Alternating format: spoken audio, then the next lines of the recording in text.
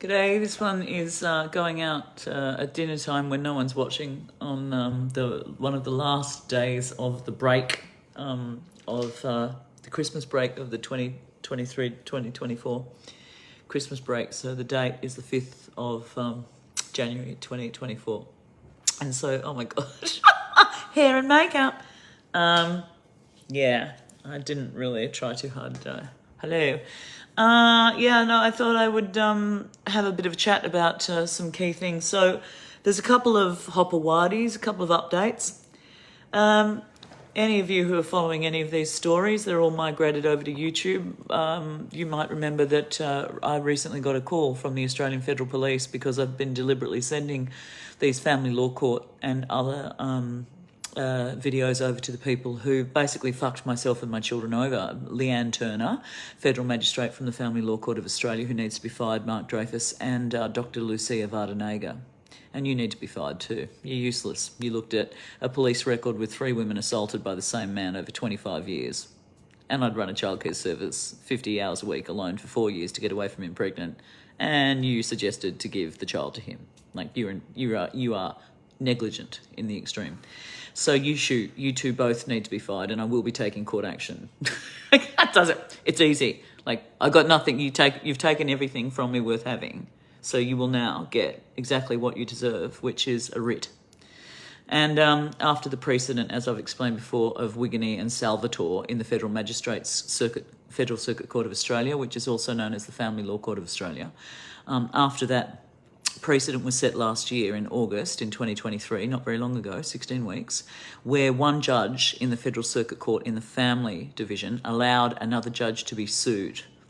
And I mean sued proper for $360,000 successfully because that judge was prejudiced against the father in this case. And so there goes judicial, and it should, there goes judicial immunity, because these people literally are playing God in people's lives. And as we know from previous broadcasts in the Sydney Morning Herald and anyone else who's interested in this space, the family law court report writers are called gods of the court, because basically the judge, when there's 2 warring fractious parties, will tend to go with the so-called independent route, the opinion, and that's the family law court reporter. And in my case, she was a vicious bitch called Lucia Vardenega, and she was vicious because she could see the absolute and I don't care. I mean, that to me, the B word is actually the worst word you can use, and so there you go, suck on that, Lucia Vardenega, because you deserve it. You literally and negligently looked at a police record of a man who'd assaulted his wife and assaulted the woman in between. She's a senior public servant. His wife's a intelligent, Sydney high school. That's for girls, Sydney Girls High School. That's a selective school, and so she's not stupid, and wealthy and gorgeous. Managed to fuck that up. She came with a gifted house from her family, Lindy Green. G'day, Lindy. I'll be subpoenaing you soon. And Michelle Daly from the New South Wales Government's Dust Diseases Board. Michelle with 1 L. And in this case, the police had cause to take action on this man, who's the father of my youngest child, thrice. And yet this moron, Lucia Vardenega, and then the far more negligent moron, because she got to write the ruling. And she knew that my mother had just died, and she knew my mother's godfather, my mother's stepbrother, had just murdered his wife 12 weeks later. And she knew that I was hemorrhaging to death from a tumour in my cervix, 24/7 bleeding to death.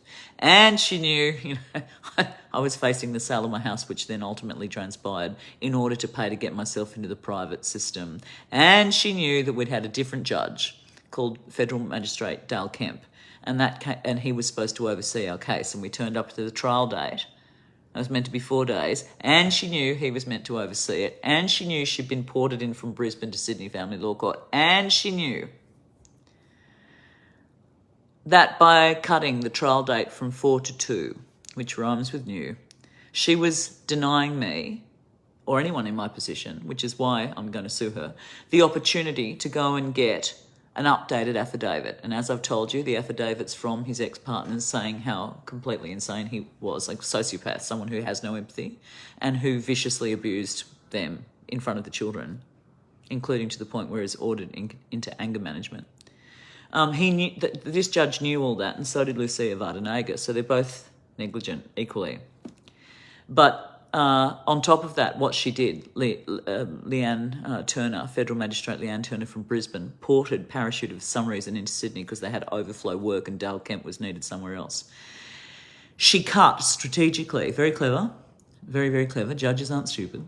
She cut the court case dates from 4 days down to 2, which disallowed me an opportunity to get an updated affidavit from his exes. Well, get this.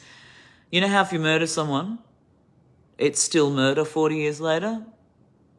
Like all the gay men who were pushed off cliffs at Beats in Sydney and they've reopened those cold cases? Because the New South Wales police are so fucking inept and biased? And you know how if you're Chris Dawson and you murdered Lynette, your wife, to take off with a 16-year-old student up at Pittwater, where I come from, you're in jail now because it took them 40 years, but they got you in the end?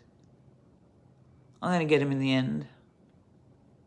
And that's a double entendre deliberately. I'm going to get him in the end in both ways because in that move, in cutting the trial date from 4 days down to 2, she disallowed me the days in which Lindy Green could have gone and got an updated affidavit, and I did not know that affidavits ran out after 1 year. Who would think? Mark Dreyfus, Alison Burns, my local member, who would think? Why does an affidavit run out after 1 year if it's attesting to something that's happened? Why? Why is that a rule of law? That's fucking insane. I'll drop the F-bomb as much as I like because that's what you've done to me. You've F-bombed me and my life and my children's lives.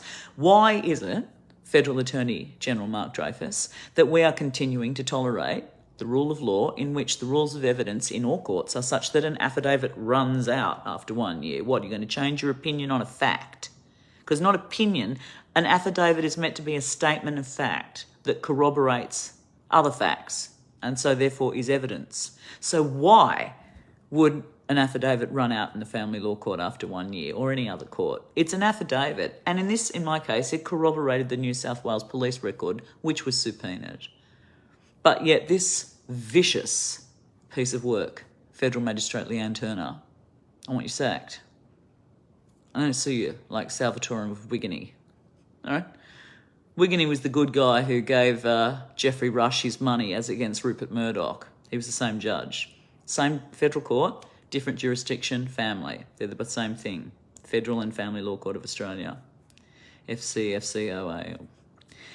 The point being that is one legislative reform that needs to be overturned, and Rosie Batty would agree and a lot of other people would agree too, because, I mean, why would someone's affidavit run out after a year? Murder's still murder after 1 year, isn't it? Murder is still murder, as Chris Dawson found out after 1 year. He knocked off his wife Lynette up at Bayview at Pittwater, as I said before, where I come from. He knocked her off 40 years ago to have sex with his 16-year-old student. He killed her. And murder is still murder 40 years later. And the men, as I said before, who have been pushed off Manly headland at gay beats, right? And the police just wrote them off because they didn't matter to the big macho police, right? They wrote them off, didn't bother investigating. Those cases are reopened. Why would you have rules of evidence law where an affidavit expires after 12 months? So in my case, Lindy Green gives me an affidavit. Says, yes, this man was constantly abusive to me in my very short 2-year marriage to him. Chipped my coccyx bone when he kicked me up the arse in front of the kids on Christmas Day. On top of that, he constantly verbally and emotionally abused me. Her last point, he presents as a mild-mannered person. Crucial. And it's over on the police record, which is subpoenaed automatically. So they've got these corroborating evidence. And then this vicious cow, and these words, you know, the words cow and bitch I take deeply to heart as a strident, lifelong feminist. I hate those words. And if anyone's deserving, it's Federal Magistrate Leanne Turner. She comes down from Brisbane. She's the wrong judge. She's got no prior carriage. She takes one look and goes, I know how to get around this. Well, we're going to go with the children's reporter, Dr. Lucia Vardenegger, who's seen all the same evidence as well, so she's equally as negligent. Right? Remember, in the federal court recently in August 2023, Federal Magistrate Wiggany, who ruled for Geoffrey Rush against Rupert Murdoch, allowed Salvatore to be sued with no judicial immunity by a father in the family law court. He won $360,000. I've been doing my cases a lot longer than that. I'm going to keep going. Hello, 2024, punch on.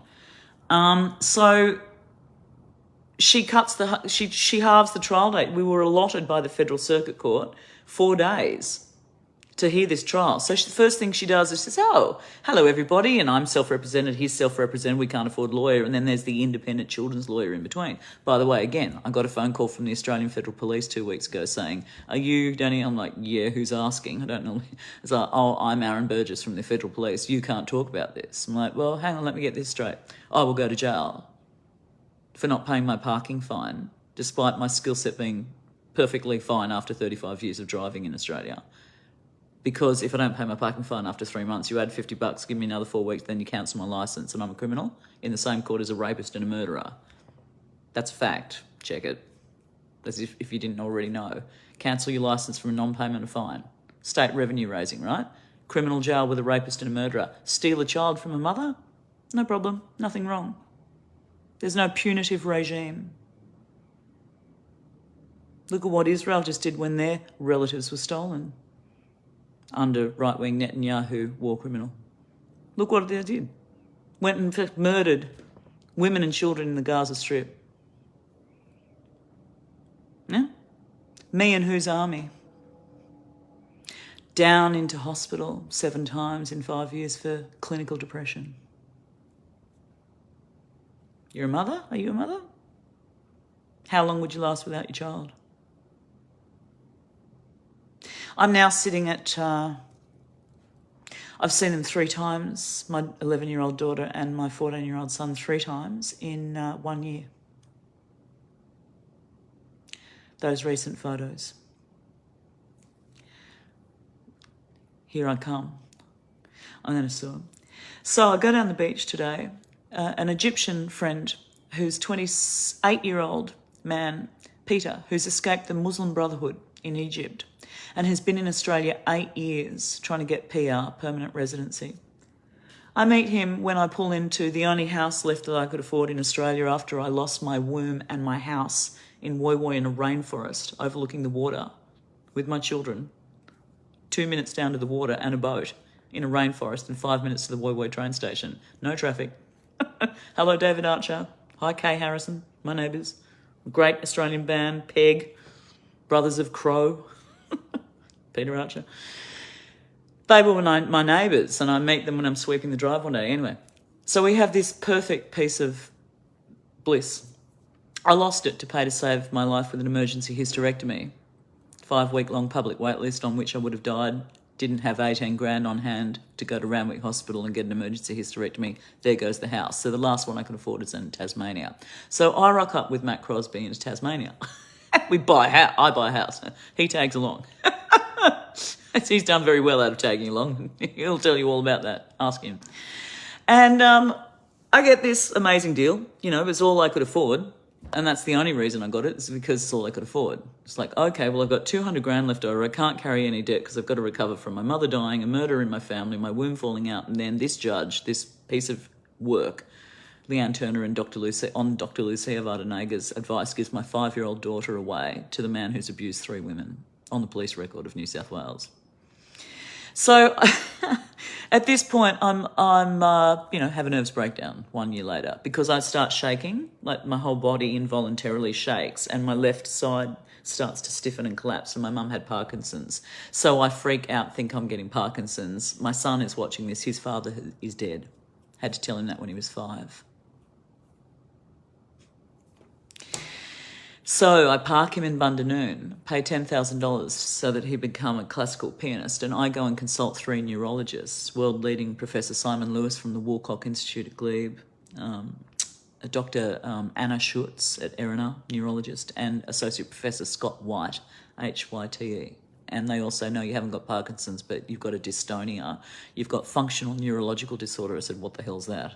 They said it's otherwise known as conversion disorder. I said, what the hell's that? They said, well, you've had such huge array of trauma from the murder 12 weeks by your godfather after 40 years of marriage to his wife 12 weeks after your mum dies as you're hemorrhaging, and then you lose your 5-year-old, despite being relegated to running a family daycare centre alone in Clovelly for 4 years to get away from him, because childcare is completely, prohibitively, punitively, draconianly expensive in a so-called democracy for women. $140 per child per day. 2 children, $280 a day, $1,400 a week, 72 grand a year. Get your rebates, $54,000 out of pocket. Suck on that. You equal, are you, women? No, you're not. You never will be. Not until they make it universally free childcare, right? How do you escape a man who's abusing you? Why should you have to suffer that?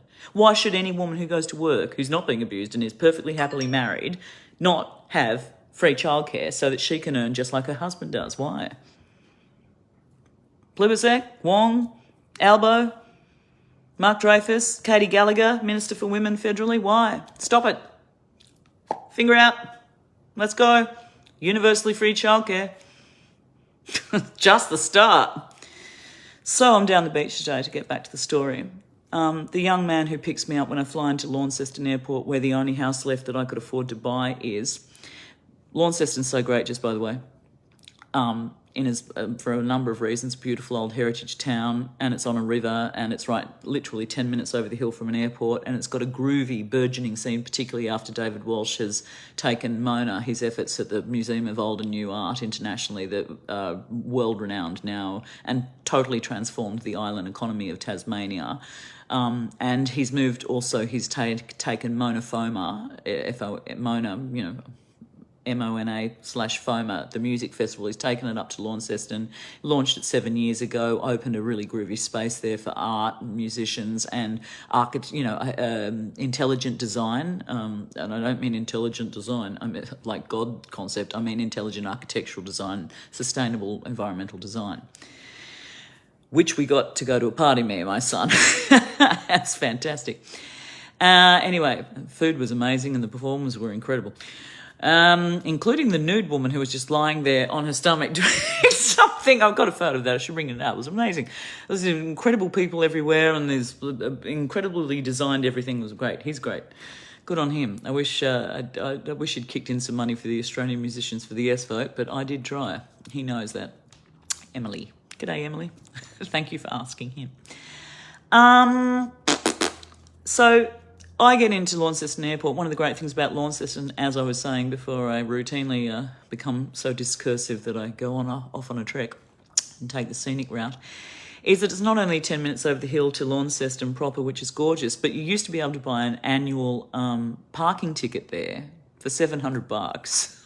Imagine parking at Sydney Airport, Macquarie Bank Airport, as it used to be until they sold it again. It used to be ours, remember? Kingsford Smith. Imagine being able to park at Sydney Airport for $700 for the year. What would $700 buy you at Sydney Macquarie Bank Airport these days? 3 weeks?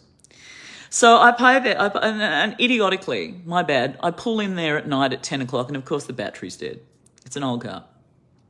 So I get an Uber, and at this point I meet Peter, the lovely Peter, who's literally more than young enough to be my child. I'm actually categorically older than his mum and dad, but he hasn't seen them for 8 years because they're back in Egypt. He's doing a university degree at UTAS, University of Tasmania.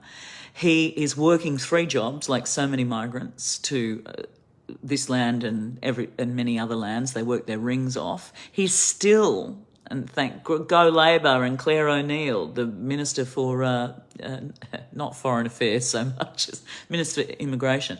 I'm so glad you've done these reforms, because I wrote to his local member, who's the excellent LNP, the only excellent LNP in my opinion, humble opinion, Bridget Archer, who's the LNP member federally for his seat of Launceston. And I said, look, you've got to go see her and tell her your situation. You've been here 8 and 9 years. You're working 3 jobs. He's driving Uber, which is where I met him in the cab from the airport, to get back to that story.